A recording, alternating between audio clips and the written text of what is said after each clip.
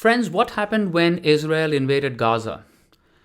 Well, one of the things that happened is that all across the Western world, there were Arabs and in many cases whites and liberals protesting against Israel.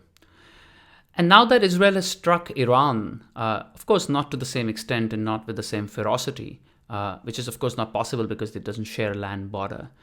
The question I want to pose to you is that why aren't Iranians in, let's say, a country like Australia where I live, why aren't they on the streets holding placards against Israel, asking for Netanyahu to be tried for war crimes, etc.? The sort of stuff that the Arabs did in supposed solidarity of the Gazans and the Palestinians. I'll tell you why. Because secretly, most Iranians actually somewhere welcome Israel's targeted strikes, especially on their country's military leadership. Now, the problem is that they are fully aware that this is like chopping off branches of a tree. It's not going to get rid of the root.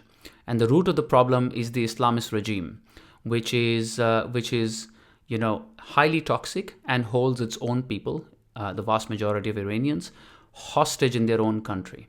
So they would be very happy if somehow, magically, Israel or America or any other country of power could depose their regime in a reasonably peaceful manner. Maybe even not so peaceful. Maybe they're actually willing to pay a price for it. But what I want you to understand is that most Iranians are fairly forward-looking and liberal people. Liberal in the context of that region, I'd say.